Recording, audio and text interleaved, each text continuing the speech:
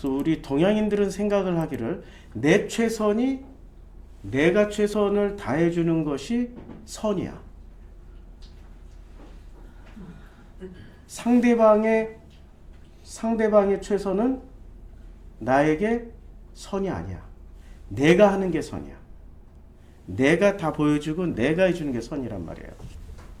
그는 때에 따라서 굉장히 위험한 결과를 초래할 수도 있어요. 그래서 서양과 동양이 만나는 그런 자리를 우리가 이제 계속해서 염두에 두고 공부를 해야 될 것 같아요. 근데 그래서 동양인은 내가 누군지를 알아야 돼. 내가 어떤 존재인지를 알아야 비로소 내가 뭔가를 할 수 있거나 할 수 없거나 내가 선인지 악인지를 알게 되는 거잖아요. 그래야 내가 회개를 하든지 말든지 구원을 받을 수 있는 존재인지 만지 아니면 구원이 필요로 한지 아닌지를 알 수 있게 되잖아요. 근데 내가 누군지도 모른 채 자기가 배운 대로 자기의 최선을 다하고 있어. 그는 굉장히 위험한 거예요. 나의 최선은 아닐 수도 있다는 거죠. 자, 영화 소개 하나 봐요. 인디에어라는 영화인데요. 넷플릭스에 있어요. 자, 이 영화의 내용은 해고 전문가입니다. 해고 전문가의 어떤 그 삶을 이야기하는 거예요. 큰 여행 가방을 싸고 익숙하게 공항을 들어서는 남자가 있습니다. 보안 검색도 능숙하게 통과하는 이 남자는 뭘 하는 사람일까요?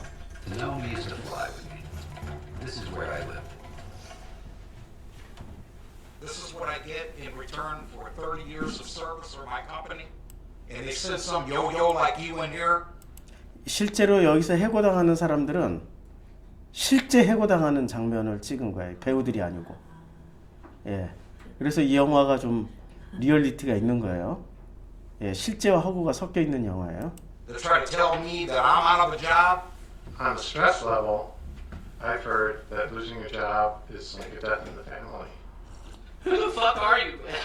해고를 통보하고 있는 남자의 이름은 라이언 핑햄. 그는 직접 해고하길 거리는 고용주들을 대신해 직원들을 해고하는 해고 전문가입니다. And in some cases for good reason. Because people do crazy shit when they get fired. Did I do something wrong? Anybody who ever built an empire or changed the world set where you are right now. And it's because they sat there they were able to do it. How do I get in touch with you? Don't worry, we'll be in touch with you soon. I'll never see Steve again. 각지에 있는 해고 일정으로 인해 1년의 대부분을 비행기에서 보내는 라이언. 그의 목표는 항공사의 1000만 마일리지를 쌓는 것입니다. 1년에 365일 중에 비행기를 타고 다니는 거예요. 그래서 이 사람의 목적은 1000만 마일을 쌓으면 되는 거예요. 어떤 그 1000만 마일을 쌓으면 굉장히 혜택이 있나 보죠. 예. Hello. Hey, Brian, how you holding up? Every family has the one person who keeps the genealogy in check. That's my sister Kara. 그렇다 보니 그에게 있어 가족과 집이란 거추장스러운 존재에 불과했죠. Did you call her? She thinks you've turned to butter. You're awfully isolated the way you live. Isolated and surrounded. 그러던 어느 날 그는 자신과 비슷한 성향의 여성 알렉스와 마주치게 됩니다. You satisfied with my show? Yeah, I am. That new outfit, Colonial, isn't bad. Is that a joke? Yes. Their kiosk placement blows. And they never have available upgrade cookie. 잦은 출장으로 인한 공통점이 있는 두 사람은 금세 마음을 열게 되지만 I put up pretty pedestrian numbers, like 60,000 a year domestic. It's not bad. What's your total? It's a personal question. Come on. Let's just say I have a number in mind. I haven't hit it yet. 목적지 없이 떠도는 라이언의 인생에서 그녀는 그저 가벼운 관계일 뿐이었습니다. I'm thrilled that everyone's back under one roof. With a peek into our future, Natalie Keener. 어느 날 회사의 신입사원 나탈리가 획기적인 아이디어를 가져오는데 Well, today I stand before you with just that. You all know Ned in reception? Today I'm gonna fire Ned. 해고자를 직접 찾아가는 데 드는 경비와 시간을 화상으로 해고함으로써 해결한다는 것이었습니다. Mr. Laskin, the reason we're having this conversation is your position is no longer available. I don't understand. I'm fired? This is the first. 이 여자가 굉장히 머리가 좋고 수석으로 졸업하고 인재예요. 근데 문제는 세상을 지식과 이론과 관념으로만 아는 거예요. 해고라는 것 자체에 대해서 해고당하는 사람의 심정이나 아픔이나 고통 따위는 필요 없는 거예요. 회사의 필요에 따라서 나는 그런 권한이 있으니까 널 해고할 수 있어. 너 해고야. 나는 그런 통보자일 뿐이야. 나에게는 아무 책임이 없어. 라는 관념으로 덤빈 거예요. 지식과 관념으로. 그러니까 지식과 관념과 이 사람이 가지고 있는 모든 것은 뛰어나요. 그런데 현실을 겪어보질 않았던 거야. 그래서 이 영화의 포인트는, 제가 뽑은 이 영화의 포인트는 이 여자예요. First step of a process that will end with you in a new job that fulfills you. I understand. 라이언은 그녀의 아이디어가 마음에 들지 않았습니다. 현실성이 없다고 생각했기 때문이었죠. Tell me you're not taking this seriously. There is a methodology to what I do. There's a reason why it works. You want to see me? Well, Yeah, you know what? Yeah, come on in. Fire me. You don't need to do this. No, it's okay. I got this. Mr. Bingham, I'm here today to inform you that your position is no longer available. 생판 모르는 사람에게 해고를 당하는데 그 누가 쉽게 수긍할 수 있을까요? Well, I'm going to spend my energy on suing you unless you give me a good reason why you're firing me. I get what you're trying to say, Ryan. 결국 라이언은 그녀와 함께 I want you to show her the ropes. 출장을 떠나게 됩니다. Come on, you're very, very confident this girl doesn't know what she's doing. 그러나 매일같이 비행기를 타오던 라이언에게 그러니까 이제 이 나탈리라는 여자는 별로 현실이 없으니까, 머리는 좋고 성적도 좋고 지식도 많고 뛰어난데 현실성이 없으니까 현실성을 배우라고 이제 라이언을 따라다니라고 하는 거예요. 그러니까 현장감을 느끼라고. 근데 현장감 느끼는 첫날부터 이렇게, 예, 비행기 타는 첫날부터 무슨 뭐 어마어마하게 지금 싸들고 다닙니다. 그녀는 걸림돌일 뿐이었죠. Follow me. This side. Be back. Bingo. Asians. You can't be serious. They pack light, travel efficiently, and they got a thing for slip-on shoes, God low. That's racist. 그렇게 시작된 그러니까 어울리 이 여자는 지금 이것도 인종차별이야. 뭐 별의별 이 지식을 가지고 자기가 가지고 있는 잣대를 다 맞아요. 틀린 게 아니야. 대기가 짧다는 예, 예. 그러니까 틀린 건 아니야. 다 맞는 얘기야. 이게 바로 젊은이들이 저지를 수 있는 최고의 또 잘못 중에 하나예요. 나이를 먹으면 이해가 된다고. 인종차별도 아니고. 그냥 살다 보면, 우리도 공항에서 그런 거 많이 경험하잖아요. 미국 공항 들어갈 때는 백인 앞에 서지 않는다. 백인 여자, 특히 백인 여자 앞에. 그리고 그 다음에 백인 남자 앞에 서지 않고 흑인들이나 특히 흑인들 앞에 서서 흑인들에게 친화적으로 보여주면 통과시켜준다. 이지 않는 두 사람의 첫 번째 해고. The fact is that you and I are sitting here today because this will be your last week of employment at this company. What do you suggest I tell them? Tests have shown that children under moderate trauma have a tendency to apply themselves academically. Go fuck yourself. 나탈리는 엘리트 출신이지만 사회 경험이 적은 탓에 융통성이 부족했습니다. 또한 두 사람은 사사건건 서로의 생각을 이해하지 못했죠. I don't spend a nickel if I can help it unless it somehow profits my mileage account. So what are you saving up for Hawaii? The miles are the goal. Okay. Isn't 10 million just a number? Pi's just a number. Well, we only know. 라이언은 시간이 날 때면 동기부여가로서도 활동하고 있습니다. Imagine for a second that you're carrying a backpack. I want you to pack it.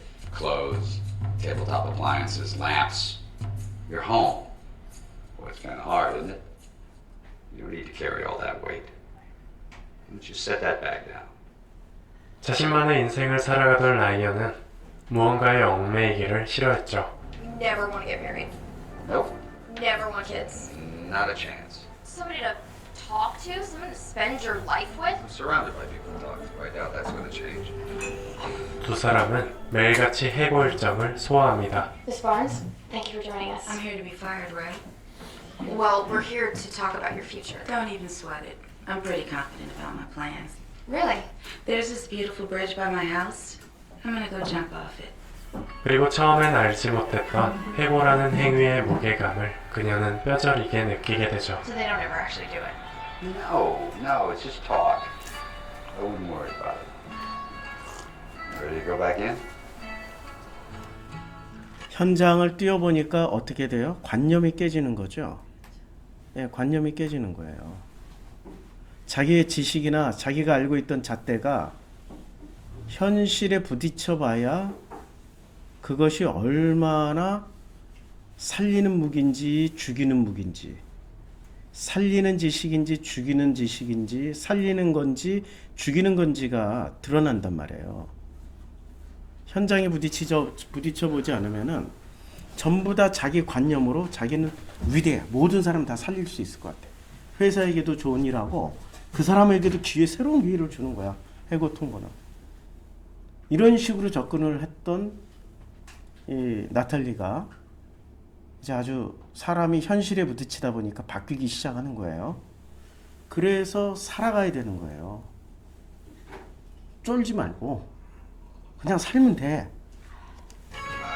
I'm done. Wasn't expecting this. Not at all. Just like that? You okay? We going? 물론 라이언은 알렉스와의 관계도 빼놓지 않았습니다. 그냥 가끔 만나는 사람으로서. I really like you. I like you too. Go catch your plane. What happened to Alex? She had to leave town early to get to a meeting. 그러나 나탈리는 알렉스에 대한 그의 마음을 이해할 수 없었습니다. How can you not think about that? How does it not even cross your mind that you might want a future with someone? Natalie, your definition of real is going to evolve as you get older. Can you stop condescending for 1 second, or is that one of the principles of your bullshit philosophy? Bullshit philosophy. I need to grow up? You're a 12-year-old.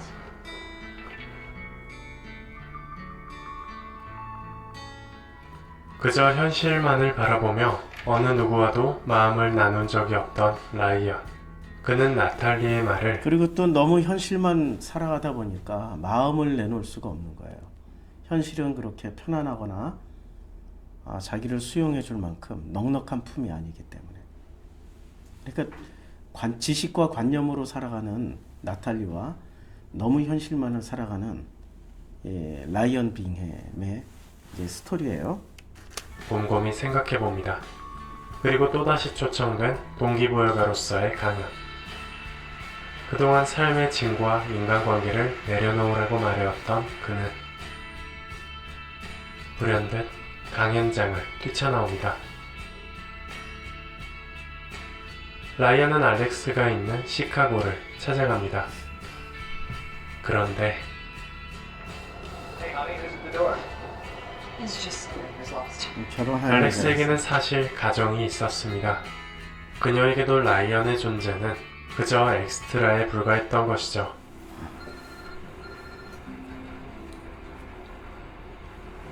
I thought I was a part of your life.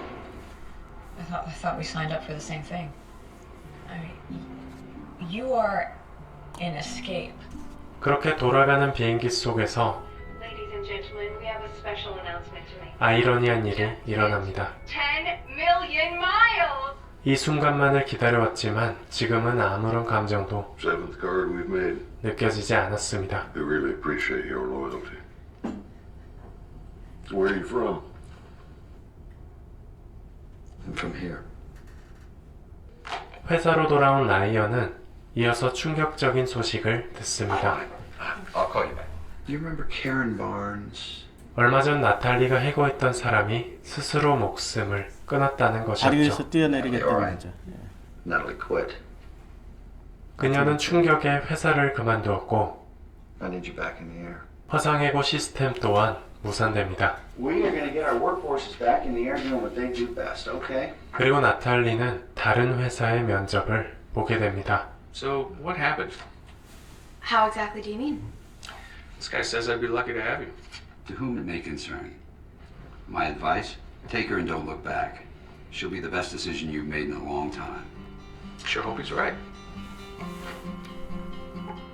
It would have been a lot tougher if I would have had to make it on my own. Now this doesn't keep you as warm as when my husband holds me. My kids are my purpose. My family. Tonight, most people will be welcomed home by jumping dogs and squealing kids. Their spouses will ask about their day, and tonight they'll sleep. 라이언은 오늘 또 해고를 하기 위해 비행기에 오릅니다.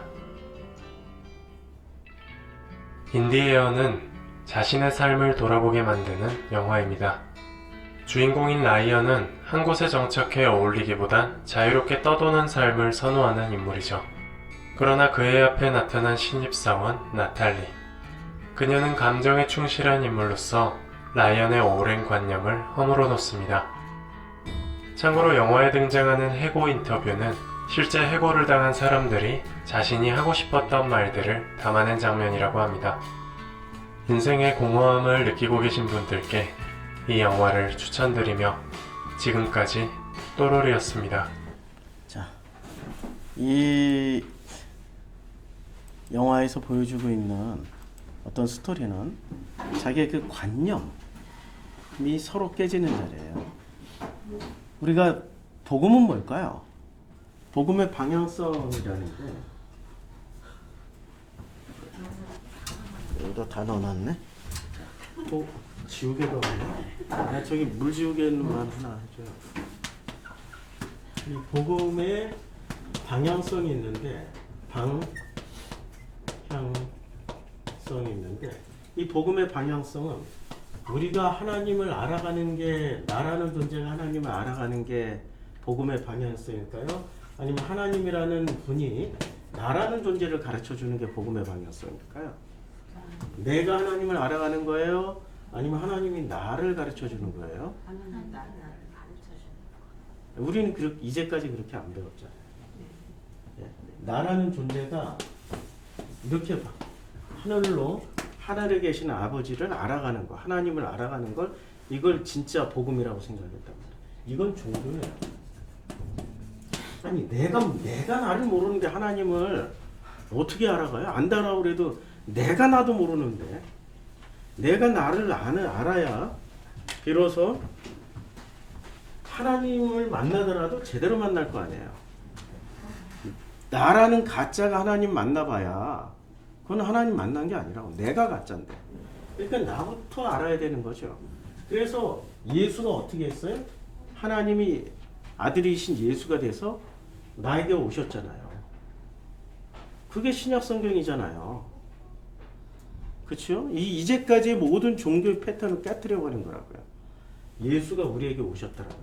말씀이 육신이 되어 우리 가운데 거하셨다라는 건 굉장한 패턴을 지금 깨트려 버린 거예요. 그래서 이게 복음이에요. 이거는 종교일 뿐이고 이게 바로 복음의 방향성이란 말이에요. 복음의 방향성. 그럼 나를 얼마나 알고 계시는가요? 제가 제일 불편하고 힘든 게 아직까지도 적응이 안 되는 게 그 최선을 다하는 사람이에요. 우리 아까 봤던 동영상 최선을 다하는 사람들이 불편해요. 누구에게 최선을 다해요? 자기가 자기 자신에 대해서 최선을 다하는 게 아니라 자기가 누군가에게 최선을 다하는 거예요. 우리 교회 성도들 중에 우리 경험했잖아요. 아니 밥 먹는데 내 밥 위에다가 수저 위에다가 반찬을 올려줘요. 그거 싫다고 얘기하니까 교회 떠나버려요. 내 사랑을 안 받아주는 거야. 그걸 본인의 사랑이라고 생각하는 거야. 그걸 자기의 최선을 거절했다고 생각하는 거야. 그것만큼 위험한 건 없어요. 나는 싫다니까. 반찬이 싫은 게 아니라 그 열심이 잘못됐다라는 거예요. 내가 애기도 아니고, 아니 애기도 싫어해 솔직히 말해서. 내가 애기도 아니고 다 큰 성인의 이미 50대 중반의 남자인데 그건 굉장히 불편한 일이에요. 그렇게 하면 안 되는 거죠. 그런데 동양인들은 그걸 최선이라고 생각을 해요. 그래서 우리가 아까 봤던 그 개차야말로 진정한 실제, 이건 동양인들이 주는 그 음식의 형태예요. 일일이 쪼개서 먹기 편안하게. 이걸 배려라고 하는 거예요. 그래서 동양에서는 젓가락이 발달하는 거죠. 근데 서양에서는 이렇게 안 하고 고기를 통째로 줘요. 네가 알아서 썰어 먹어. 네가 알아서 썰어 먹으라고. 이거는 서양인의 사고 구조예요. 그러니까 동양에서는 네가 알아서 동양에서는 동양 엄마들이 할 수 있는 행동이 이렇게 되면 제한이 돼요. 자기가 썰어 먹고 자기가 찍어 먹으니까. 동양에서는 어떻게 해요? 이걸 떠 넣어줘. 밥그릇에 계속 젓가락으로 떠 넣어줘. 그걸 자기의 최선이라고 생각하고 자기의 최선이 사랑이라고 생각해요. 나의 최선이 이게 사랑일까요? 아니에요. 나의 최선이 누군가에게는 고문일 수 있어요. 고통일 수 있어요. 싫은데 어거지로 먹이려면 그게 얼마나 큰 고통이에요. 제가 알고 있는 친구 목사는 아버지가 군인이에요. 근데 이놈은 좀 특이해, 식성이. 이 혓바닥에 장금이 같아. 내가 못 느끼는 맛을 이놈은 다 느껴요. 이 친구는 고기에서도 냄새를 다 맡아요. 저는 돼지고기, 소고기, 닭고기 아무 냄새 안 나고 다 먹어.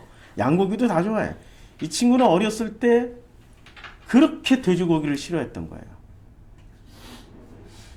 근데 아버지가 어떻게 했는 줄 아세요?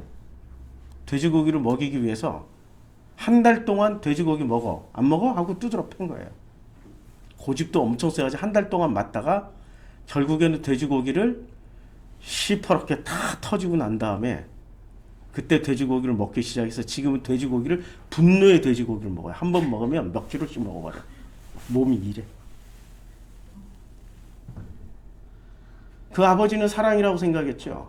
아들에게는 고문 당한 거였어요. 나의 최선이 사랑이 아니에요. 나의 최선이 고문이 될 수 있다고요. 고문. 누군가에게는 끔찍한 일이 될 수 있다고요. 그래서 개체야말로 진정한 실체다. 이게 아리스토텔 서양인들의 사고구제. 인더비주얼이란 말은 자 이게 더 이상 나눌 수 없는 어떤 구조란 말이에요. 더 이상 나눌 수 없는 거기 때문에 더 이상 나눌 수 없는 그 한 개인들이 자신만의 목표, 희망, 욕구에 의해서 형성이 돼요. 그걸 존중해자는 거예요. 이게 서양인들의 사고 구조고요. 동양인들은 좀 달라요. 자, 이걸 한번 볼까요? 프로이드는요, 그의 심리학을 통해서 어린 시절 불행했던 사람이 성인이 돼도 불행한 것을 반복한 것을 관찰합니다. 그리고 그 불행의 반복성에 이름을 붙이는데 그게 바로 뭐냐면 반복 강박이에요. 이제 예를 들어 봅시다. 그 알코올 중독자 가정에서 성장한 사람들, 알코올 중독이 얼마나 무서운지 잘 압니다. 여러분들. 아버지가 술만 좋아하는 게 아니에요. 경제적으로 무능해, 정서적으로 무능해, 술을 먹기 전과 후가 너무 두려워. 목소리 들리세요? 이분이 발음이 안 좋으신 분이라. 그런데 실력은 굉장히 참 좋은 것 같아요. 잘 설명해줘. 이분은 유튜버로서 이렇게 서서 하는 것보다 이렇게 강의할 때가 훨씬 더 정감 있게 잘 전달되네. 우리 지난번에 한번 봤죠? 예. 너무 끔찍해요. 그런데 놀랍게도 이런 가정에서 성장한 자녀들의 상당수가 정상인의 4배 이상이 중독자가 됩니다. 그리고 중독을 가진 사람과 결혼을 해요. 자, 그러면 어떻게 상처를 치유하고 회복할 거냐는 거예요. 자, 그 출발에 제가 가족의 두 얼굴에서 소개하는 사람이 있습니다. 바로 안데르센입니다. 동화작가 이 안데르센은 안데르센은 제가 이름을 붙여봤어요. 불행으로부터 도망친 남자라고. 안데르센은 1805년도에 태어납니다. 그의 엄마는 전직 매춘부예요. 포주가 누구냐면 외할머니가 포주예요. 엄마가 포주입니다. 친엄마가. 10대 소녀를 길거리에서 몸을 팔게 합니다. 그리고 너무 힘들어서 안 나려고 하면 엄마는요 잔인하게 뺨을 치면서 그 아이를 끝내 길거리로 내보냈습니다. 그리고 그 길거리에서 임신을 하게 되었습니다. 이렇게 살다가 내가 죽겠다 싶어서 그 임신한 배를 부여안고 다른 도시로 도망가서 안데르센과의 한 남자를 만납니다. 그리고 거기서 태어난 게 안데르센이에요. 안데르센은 위부 아버지죠. 광기의 발작을 일으키고 오늘날로 말하는 정신분열로 자살합니다. 엄마는 어떻게 된 줄 알아요? 알코올 중독으로 세상을 너무나 일찍 마감합니다. 한 사람의 인생을 볼까요? 중독, 폭력, 매춘, 가난. 정말 모든 불행이 종합 세트장이에요. 안데르센은요. 그러면 아까 프로이드의 이론이 있잖아요. 불행은 반복된다. 응? 네. 그러면 그 이론대로 하면 어때요? 반복대로 하면 길거리에서 노숙자가 주거나 알코올 중독자가 되거나 자살하거나 그게 안 됐을 때는 인생이었어야 합니다. 하지만 그는 전혀 다른 삶을 삽니다. 어떻게 극복을 했을까요? 그의 유명한 대표작이 있어요.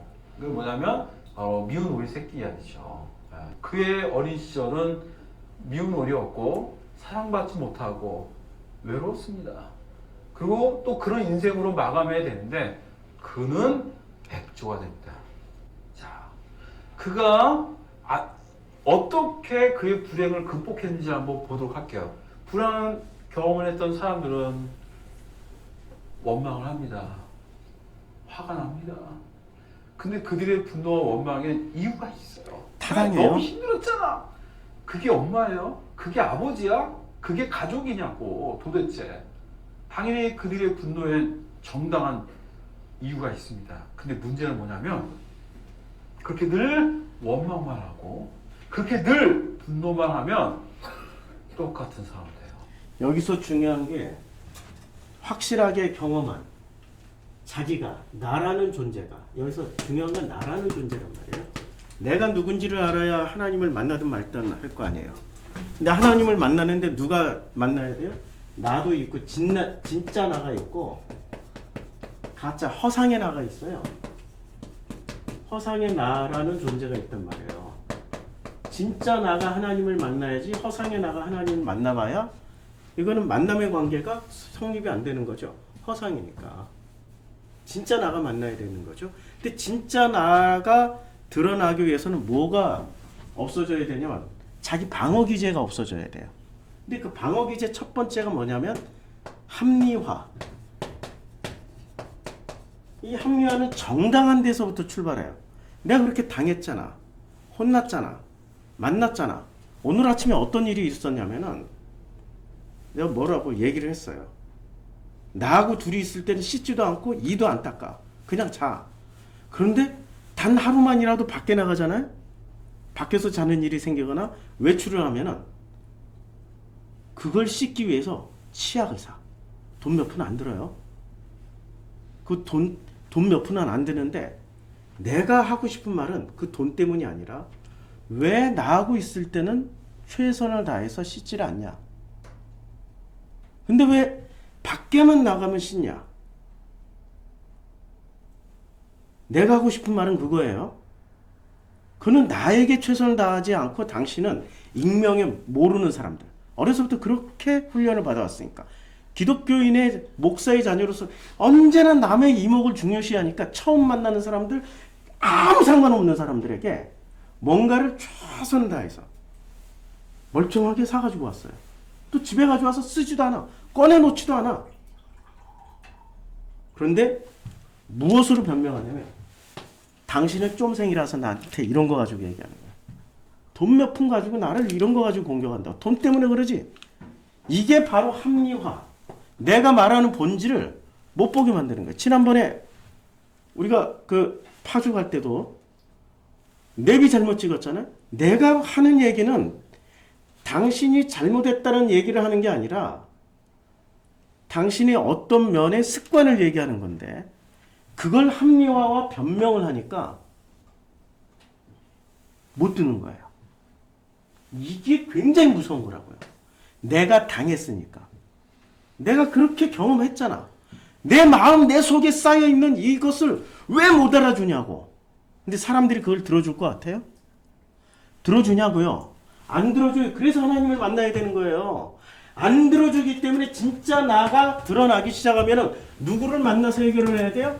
하나님을 만나서 해결하는 거예요. 진짜 나가. 가짜 나는 이게 안 드러나니까 하나님을 만날 필요가 없어. 그래서 만나는 하나님은 가짜 하나님을 만나도 돼. 허상의 하나님을 만나도 전혀 상관이 없어요. 진짜 나라는 존재가 드러났을 때 진짜 하나님 필요한 거예요. 얼마 전에 우리 성도님 한 분이 여기 왔다가 사이코패스, 소시오패스를 배우고 왔어요. 그리고 나서 오늘 아침에 문자를 계속 보냈어요. 너무 신나서. 목사님, 드디어 이제 복음이 뭔지를 알게 되는 것 같아요. 내가 소시오패스였기 때문에 언니나 오빠들처럼 그런 집안에서 또 엄마 아빠가 그런 성향이 있었고 그래서 내가 우리 자녀들을 그렇게 잡았나 봐요. 자녀들 때문에 죽을 맛이어서 이 복음을 찾아서 여기까지 온 거예요. 이제 내가 나를 알아가기 시작하니까 비로소 복음의 실마리 드디어 빛이 보이기 시작해요. 그래서 제가 한마디 그 답글을 썼어요. 그게 바로 성령이 임하신 겁니다. 성령이 임하면은 내가 나를 볼 수 있어요. 성령이 없으면 아무리 옆에서 얘기를 해줘도 본인이 본인을 몰라요. 허상인 나가 진짜 난 줄 알아. 그래서 허상인 하나님만 만나고 간다고요. 그 불행한 거예요. 진짜 나가 드러나야 진짜 하나님을 찾게 되는 거예요. 진짜 하나님을 만나게. 진짜 하나님을 찾고 진짜 하나님을 만나게 되는 거예요. 진짜 나로 살고 있어야 돼요. 관념의 나도 아니고 지식의 나도 아니에요.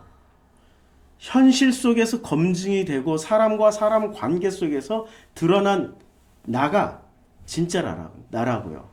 근데 그 진짜 나를 통해서 아, 나는 이런 존재였구나.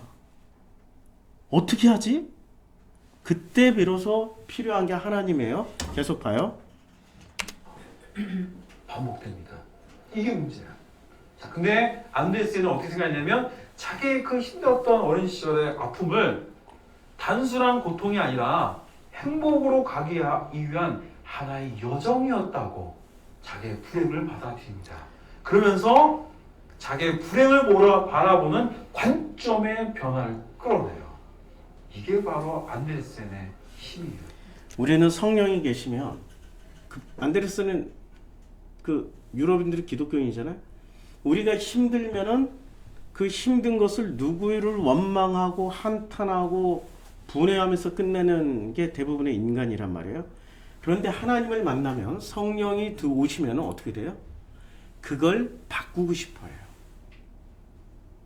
저도 아버지를 50년 동안 용서를 못했어요. 제가 여러 번 말씀드렸지만 아버지가 어머니에게 하셨던 그 무기력한 행동들 때문에 제가 아버지를 용서를 못했는데 이 복음이 들어오면서 복음으로 깨달아가면서 아버지가 재해석되어지는 거예요. 감사해요. 지금은 세상에 이렇게 소중한 천사를 아버지로 보내주셨구나. 천사 같은 분을 아버지로 보내주셨구나. 지금은 그렇게 재해석이 되어져요. 물론 천사의 모습이 아니죠.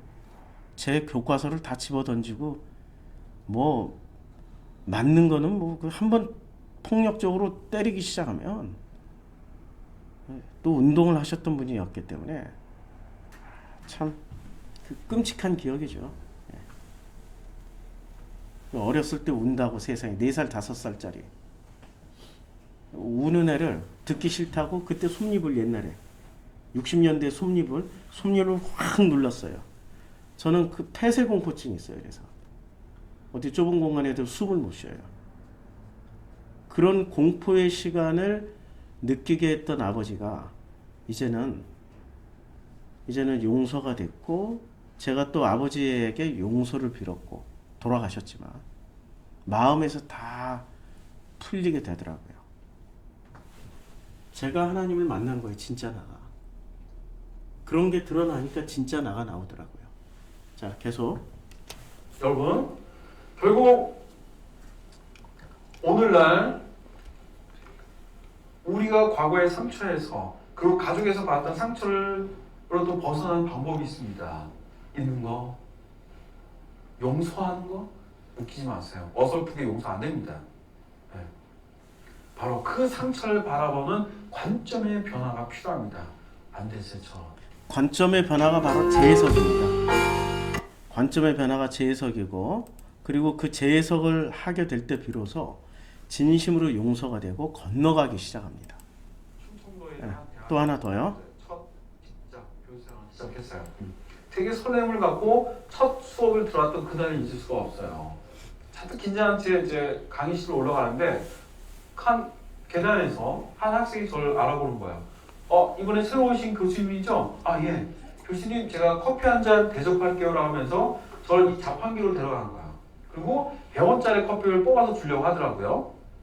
근데 전 되게 지금 긴장이 돼 있고 사실 커피 마실 분위기가 아니에요. 더군다나 엘리베이터도 없는 건물이었기 때문에 이걸 들고 막 조심스럽게 계단을 갈 거를 생각하니 저는 좀 불편했습니다. 그래서 제가 그 학생에게 고맙지만 나중에 사달라고 하면서 이제 사주기 바란다고 해서 거절하고 수업에 올라갔습니다.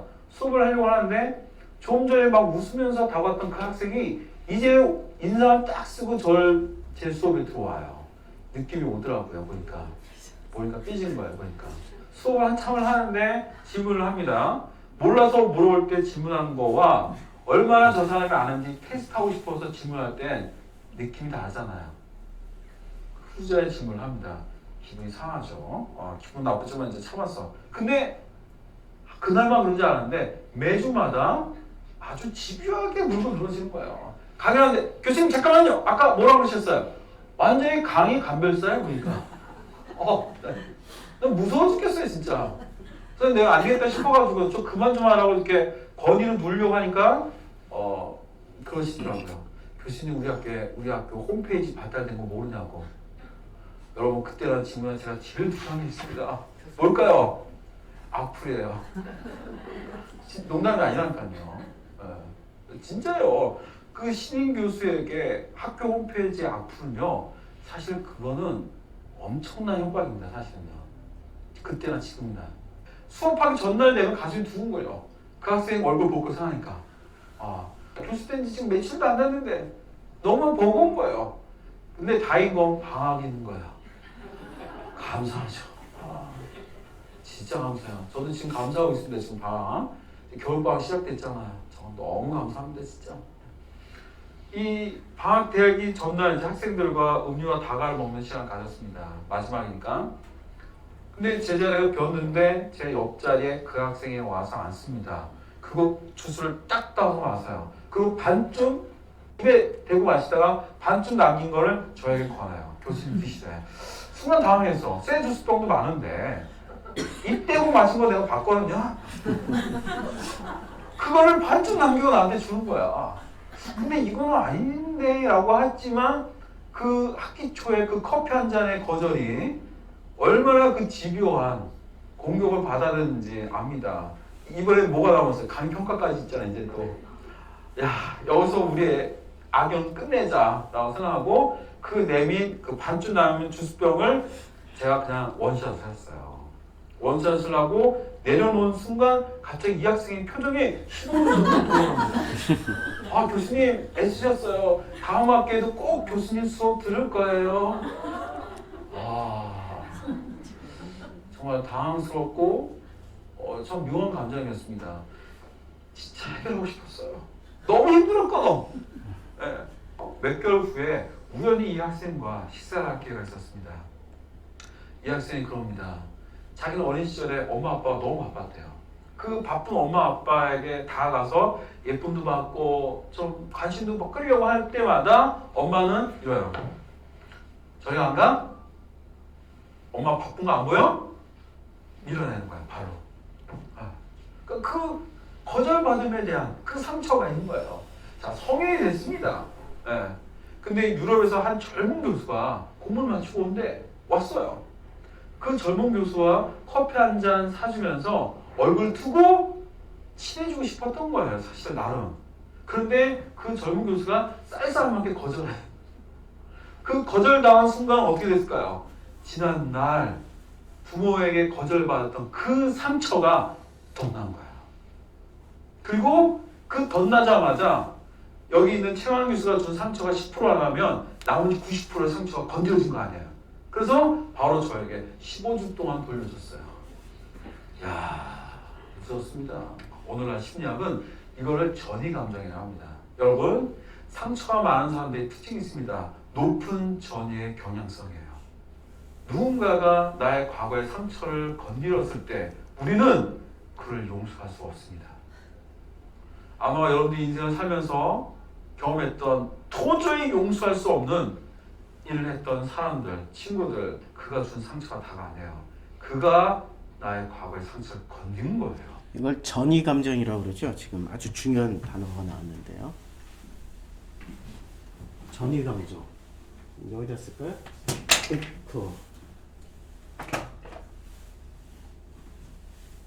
전의 감정. 그러니까 과거에 어떤 상처가 엄청나게 깊이 쌓여 있는 거예요. 이거 누군가가 이 상처를 조금이라도 건드리게만 하면 어떻게 돼요?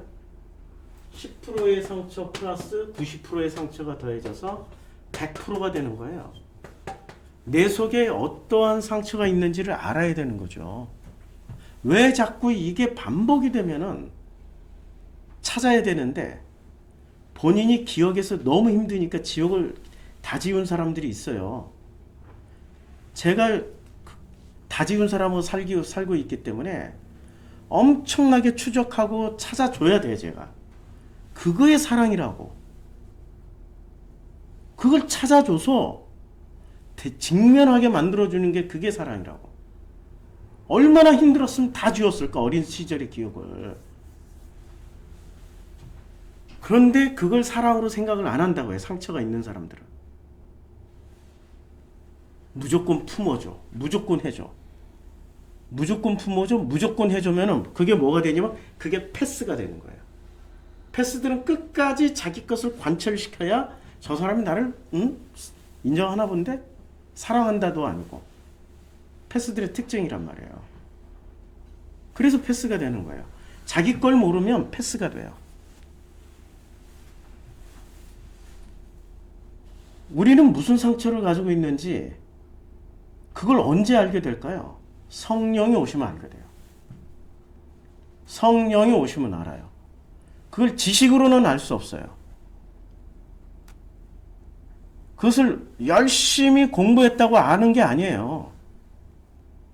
공부하고 책 읽고 강의 듣고 쫓아다니고 그런 세미나 다 쫓아다닌다고 해서 그거 알게 되는 거 아닙니다. 그거는 죽었다 깨나도 알 수가 없어요. 성령이 오셔야 알아요. 성령이 오시면 아, 내가 이런 사람이었구나. 이런 상처를 가지고 있었구나. 이래서 이게 내 모습이었구나 라고 깨달아가면서 인정하기 시작하는 거예요. 성령이 안 오시면 그 사람은 거듭나질 못해요. 그냥 그대로 죽어요. 절대로 인정을 할 수 없다고요. 자, 여기에 상처가 있어. 근데 누군가가 여기를 탁 친. 전이 감정에 사실 여기 상처 있는 건 나밖에 몰라요. 아니, 나도 기억이 안 났을 거예요. 근데 바로 여기를 만든 순간 어떻게 되냐면 소리 나는 거야. 그래서 악소리 내는 게 중요한 거예요. 그래서 순간 상대방을 어때요? 우리 개인강의 법칙 있잖아. 받은 돈 반드시 돌려준다. 확 그 사람이 밀게 돼요. 상대방은 어때요? 어이구부터 내가 좀 친 건 알아. 여기 치는데 이쪽은 어때요? 그냥 감정을 쏟아서 날 미는 거 아니야. 자, 이 둘은 어떻게 될까요? 화해할 수 없는 갈등으로 들어가는 겁니다. 그런데도 화해할 수 없는 갈등으로 들어가요. 근데 감사한 거는 그게 가족 관계라면은 아무리 갈등이 들어가도 헤어질 수가 없어. 같이 살아야 돼. 그래서 예수랑 결혼해야 되는 거고, 그리고 부부로 살아가는 거예요. 그래서 하나님의 자녀로 들어가서 가족으로 살게 되는 거예요. 성령이 오시면 그래서 부부로서 살아가게 되고 가족으로서 살아가는 거예요. 성경은 그렇게 묘사해 주잖아요. 그렇게 다 설명해 주잖아요. 하나님의 형상을 회복하는 길이라고요, 그게. 그런데 우리는 그걸 그렇게 받아들이지 않는 거예요. 내 상처를 건드렸어? 그럼 바로 확 드러나서 복수를 하든지 끝장을 내버려야 돼. 예, 전이 감정. 예. 전이 감정. 예. 계속해요. 이 둘의 갈등은 뭐냐면 현재 문제가 아니에요. 과거의 상처예요. 자, 과거에 어떤 상처가 있기 때문에 인간관계가 힘든 거예요. 어디 가서 뭔가 당연히 요구할 수 있는 것도 못해. 그렇게 일 많이 해놓고도 돈 달라 소리를 못해. 당연히 받을 수 있는 건데. 그게 두려운 거야. 내 속에 상처가 건드려질까 봐. 누군가 와서 툭 치면은 그것 때문에 내 인생이 불행해질 것 같으니까 그냥 똥이 무서워서 피하냐? 뭐 더러워서 피하지? 이러고 합리화시켜. 합리화. 우리는 굉장한 합리화로 자기를 포장하고 살아요. 허상인 나를 합리화로 계속 만들어 간다고요. 하나님은 이런 합리화에서 자기의 허상을 만들어가고 있는 나를 어떻게 해요? 성령이 오시면 어떻게 해요? 거꾸로 계속 상처를 드러나게 하고 아픔을 계속 들춰내요. 그래서 성경은 어떻게 말씀하시냐면 희한하게 이렇게 말씀하십니다. 성경은 자 로마서 5장 다만 이뿐 아니라 우리가 환난 중에도 환난이라는 걸 반드시 만나게 해요. 환난 중에도 즐거워하라고. 왜냐? 환난은 인내를, 인내는 연단을 소망을 이룬 줄 알미라고 성경은 여러 군데서 말씀을 해요. 요한 야고보서에서도 이렇게 말씀하십니다. 내 형제들아, 너희가 여러 가지 시험을 당하고도 온전히 기쁘게 여기라. 이게 무슨 말입니까? 아니 시험이라는 게 꼭 물질의 시험, 무슨 뭐 사업의 실패 이런 게 시험입니까? 아니에요. 내가 이 전이 감정이 딱 건드려졌을 때, 내 상처의 어떤 면들이 건드려졌을 때, 이 속에서 나오는 분노와 이 끓어오르는 에너지들, 여러 가지 허상인 나를 만들어가기 위해서 합리화시키면서 살아가고 있는, 우리는 합리화 귀재들이에요. 천재들이에요. 누가 가르쳐주지 않아도 어쩌면 그렇게 잘 만들어가는지. 똥이 무서워서 피해? 들어와서 피하지 뭐. 내가 왜 밖에 나가서 왜 굳이 그러게 해야 돼? 저것들 다 쓸데없어. 저렇게 놀고 술 마시는 거, 저 지옥 갈 자식들이야. 나는 그 시간에 나만의 성경 읽을 거야. 뭐 기도할 거야. 전부 합리화라고요. 그 나이 땐 가서 놀아야 돼. 그 나이 땐 같이 어울려야 된다고. 나만의 합리화로 골방에 처박혀 있다고. 그게 다 나라는 허상을 만족시키면서 나라는 허상을 유지하기 위한 하나의 방어 기제라고요. 그걸 깨기 위해서 누가 오셔요? 성령이 오시는 거예요. 성령이 오시면은 어떻게 돼요? 여러 가지 시험을 당해요, 그냥. 여러 가지 시험을 당하면 어떻게 하라고? 온전히 기쁘게 여기라. 온전히 기쁘게 여기라. 그때부터 성령이 오신 거니까. 너희의 믿음의 시련이. 그러니까 성령이 오시면 어떻게 돼요? 합리화를 시켜. 내 가족 중에 누가 너무 내 말을 안 들어. 너무너무 기대치에 벗어나. 내 가족 중에 누군가가, 내 아들이, 딸이 그 기대치를 벗어나서 살아. 걔 때문에 죽겠어. 걔만 잘 되면은, 걔만 제대로 잘 살면은 내 인생이 너무 편할 것 같아. 막 꽃이 피어날 것 같아. 그런데 왜 걔가 그렇게 사냐고. 그리고 내 마음에는 왜 그것 때문에 괴로워하냐고. 그게 바로 전이 감정이에요. 이걸 누구로 합리화시켜요? 나는 최선을 다했는데 제가 문제야. 그래서 그걸 바꾸려고 자기 모든 에너지를 다 써요. 이렇게 바꾸려고 그러는 거죠.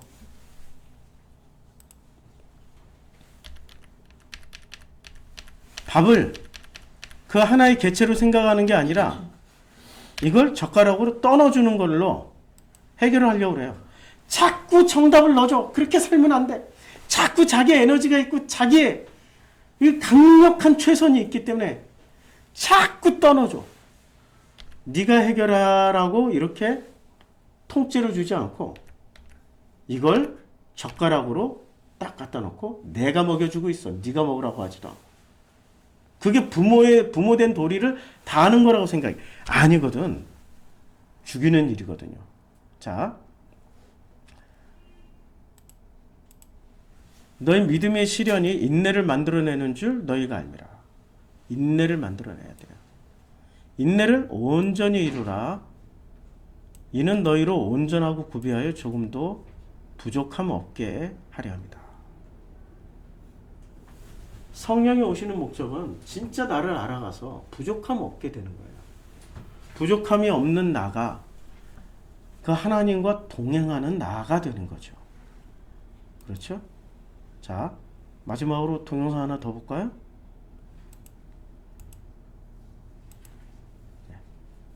이게 지금 이걸 설명하고 있는 사람은 우버 아시죠? 우버.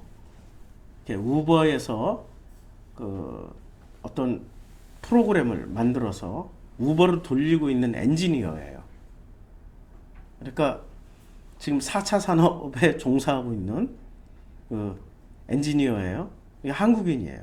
이 사람이 지금 유튜버로서 이런 걸 머신러닝, 딥러닝을 설명하는 지금 과정에 있는데 이게 7분짜리라 처음부터 안 보고 중간만 볼게요.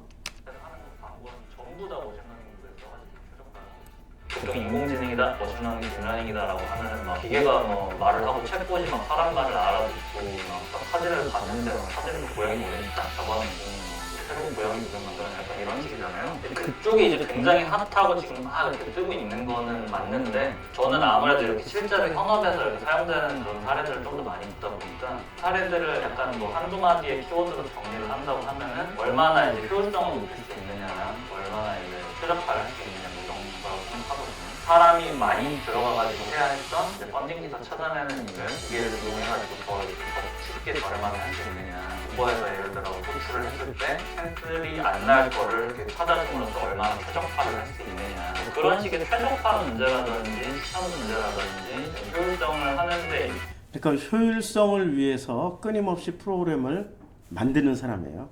최적화 효율을 위해서.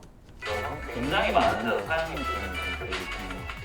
제가 느끼기에는 약간 머신러닝이라는 키워드를 이 머신러닝이 이거 뛰는 기계 아니에요. 프로그램 이름이에요. 생각보다 그래서 보이시는 것 중에 머신러닝 적용하지 않은 게 드문 정도라고 말할 수 있을 정도. 실제로 현업에서는 딥러닝이 아닌 것도 굉장히 많이 써요. 왜냐하면 딥러닝 방식을 적용했을 때 결과가 잘 나오는 경우가 있고 다른 것들이 가지고 있는 장단점이 있기 때문에 이사결 정책 같은 것도 있고 서포트를 그냥 설명하고 있는 어려울 것 같아요. 되게 다양한 방식들이 있습니다. 저도 사실 이제 두려워하고 있는 부분인데 언젠가 갑자기 그냥 인공지능이 스카이넷 터미널 나오는 애처럼 인간을 배신하면 어떡하지, 인간을 지배하면 어떻게 되나 이런 걱정을 되게 많이들 하고 저도 막 하거든요 사실. 근데 지금 단계에서는 그게 약간 저는 되게 굉장히 큰 오해라고 생각을 하는 게 실제로 이렇게 산업에서 인공지능 관련된 걸 하다 보면은 그냥 진짜 말 그대로 그냥 약간 인공지능 모델은 굉장히 복잡하게 짜여진 수학 공식이에요. 그런 거를 점점 더 복잡하게 만들고 점점 더 많이 끼워 맞추고 하니까 이제 점점 더 인간에 가까워지게 되는 느낌인 것 같은데 그렇다고 해서 그게 어느 날 갑자기 막 자기의 의식이라는 걸 가지게 되고 자기 스스로 판단을 하게 되고 사실은 굉장히 그런 거 걱정하기에는 해상도가 아닐까라는 생각이 듭니다. 이게 사실은 철학적으로 그 의식이라는 게 어떻게 생겼냐는 문제에 해당하는 거거든요. 사람은 뇌라는 걸 뜯어보면 입력이 들어가면 출력이 나오게만 되어 있는 건데 그중에 막 의식이라는 게 영혼이 어디 있는 거지? 그건 어떻게 생긴 거죠? 그런 거 같은데. 자, 여기서 보면 사람의 뇌도 마찬가지로 인식이라는 게 있으면 뭐가 있어요? 출력이라는 게 있는 거죠. 예, 이게 입력이 들어가면은 출력이 나오는 게 사람의 뇌도 마찬가지죠. 근데 입력이 들어갔는데 출력이 정직하게 나오는 게 좋을까요? 입력이 들어갔는데 출력이 다른 걸로 나오는 게 좋을까요? 정직하게 나와야 되잖아요. 근데 입력이 들어갔는데 문제는 지금 입력이 들어갔는데 출력이 정직하게 안 나온다라는 게 문제예요. 자, 분명히 이게 인간의 어떤 뇌란 말이에요. 뇌에 어떤 입력이 들어갔어요. 입력이 들어갔는데 이 입력에서 출력의 이게 반응이 제대로 안 나오는 거예요. 자, 입력은 나 너 미워했는데 거꾸로 출력이 어떻게 돼요? 난 저건 사랑한다는 말이구나. 이렇게 출력이 나오고 나 너 싫어했는데 고마워가 나오고 나 너 사랑했는데 나 너 싫어로 나와. 그럼 입력과 출력이 굉장히 다른 거죠. 그러면 컴퓨터로 치면은 이 CPU가 지금 뭐가 된 거예요? 오류가 난 거예요. 버그가 난 거예요. 버그. 이게 지금 오류가 난 거예요. 오류를 잡아야 되는 거죠. 오류를 잡아야 이 컴퓨터는 제대로 쓸 수 있는 거 아니에요. 맞죠? 오류를 누가 잡아내냐고. 인간이 복잡한 뇌에 생긴 이 오류를 누가 잡아내냐고. 본인 스스로가 잡아낼 수 있으면 얼마나 좋아요. 뭐 죽었다 깨나도 못 잡아내요.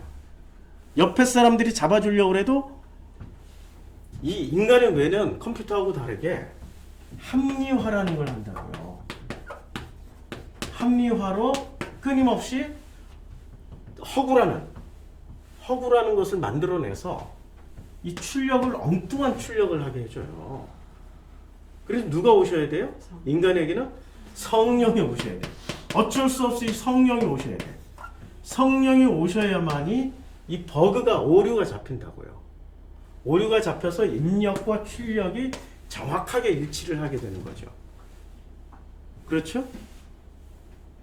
어떻게 보면은 컴퓨터가 훨씬 더 정직해요. 훨씬 더 정직해요. 그런데 문제는 컴퓨터는 또 역으로 말하면 컴퓨터가 합리화를 하거나 오류를 가지기 시작하면 어떻게 되죠? 그건 인류에게 재앙이 오는 거죠. 역으로 하면은 그럼 우리는 전부 다 고장난 컴퓨터들이란 말이야. 우리 뇌가, 우리의 마음이. 그럼 인류는 어떻게 돼요? 엄청난 재앙이 되는 거죠. 축소하면은 내 가족은 내가 지금 고장난 뇌란 말이에요. 고장난 마음이라고. 그럼 내 가족은 행복할까? 엄청난 재앙인 거죠. 그런 생각을 해야 되는 거죠.